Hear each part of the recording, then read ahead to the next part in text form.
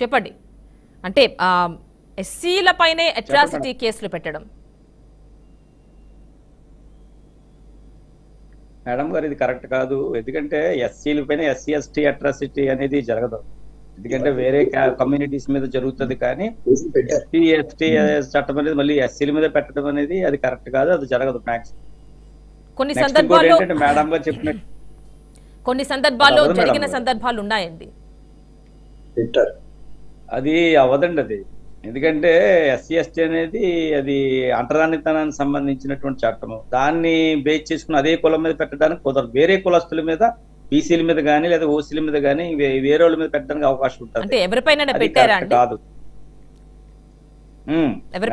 ఒకసారి అంటే ఒకసారి మేడం గారు ఒకసారి మనం ఈ వైఎస్ జగన్మోహన్ రెడ్డి గారి ప్రభుత్వం గురించి ఒక 2 నిమిషాలు మనం మాట్లాడితే, ఈ దేశంలో ఏ రాష్ట్ర ప్రభుత్వం కూడా చేయలేనటువంటి సంక్షేమ కార్యక్రమాలు ఈరోజు ఈ రాష్ట్రంలో అమలు అవుతున్నాయి. సాక్షాత్తు ఇంచుమించుగా ఈ రాష్ట్రంలో 63 లక్షల మంది వృద్ధులకు పెన్షన్స్ ఇస్తా ఉన్నారు. అది కూడా 3,000 చొప్పున. మాటలు కాదు, అది చాలా కష్టమైన పని.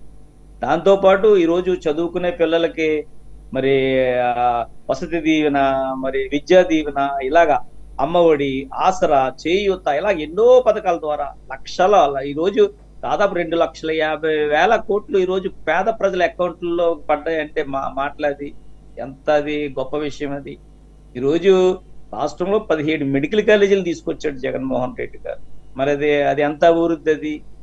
ఆ విధంగా రాష్ట్రంలో ఏ ముఖ్యమంత్రి చేయలేనటువంటి సంక్షేమ పథకాలను ఇచ్చి పేద ప్రజల గుండెల్లో ఆయన ఈ రోజు ఉన్నాడు. ఆయన అన్ని రకాలుగా, అంటే ఇంతకు ముందు మనకి పేద ప్రజల గుండెల్లో ఉన్నారు, సంక్షేమాన్ని అందించారు అంటున్నారు. కాబట్టి ఇక్కడ ఒక క్వశ్చన్ అండి. ఇందాక జనసేన సరోజ గారు అన్న ఒక మాట, అంటే 60,000 స్కూటీ పేపర్లు ఇస్తామని చెప్పి కేవలం 150 ఇచ్చారు అంటున్నారు. ఇది ఏ విధంగా సంక్షేమం అంటారు? మేడం గారు, చంద్రబాబు నాయుడికి జగన్మోహన్ రెడ్డి గారికి ఇచ్చేటప్పుడు చాలా డిఫరెన్స్ ఉంటుంది. ఎందుకంటే ఈరోజు జగన్మోహన్ రెడ్డి మడమ తిప్పడు, మాట తప్పడు.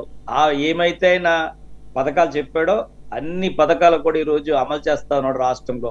ఇదే రోజు మీరు ఎక్కడైనా చూసుకోండి, ఎక్కడ చూసుకున్న ఆసరా పథకం ద్వారా ఎంతమందికి డ్వాక్రా వాళ్ళకి ఒక్కొక్కరి అకౌంట్ లో ఈ రోజు 15,000 చొప్పున పడ్డాయంటే మాటల. రాష్ట్రంలో 80 లక్షల మందికి పడ్డాయి ఈ రోజు అకౌంట్స్ లో.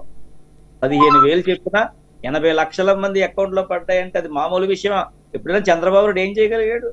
ఎన్నికల ముందు ఏదో పసుపు కుంకుమ అని చెప్పి 5,000 నానా వెంకటేశ్వరరావు గారు, అభివృద్ధి ప్లస్లు మైనస్లు ఇంకో రోజు మనం డిస్కషన్ పెట్టుకుందామండి. ఈ రోజు మన టాపిక్ నిన్న ఇవాళలో జరుగుతున్నటువంటి గొడవలు ఈ మధ్య కాలంలో పార్టీల మధ్య.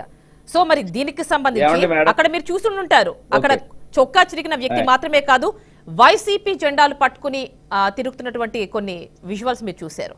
వాళ్ళు వైసీపీ వాళ్ళేనా అండి? మీరే చెప్పాలి. విధ్వంసకర పరిస్థితులు సృష్టించే వాళ్ళు ఎవరైనా తప్పే. అది తెలుగుదేశమా, వైఎస్ఆర్సీపీయా, జనసేన అనేది ప్రశ్న కాదండి.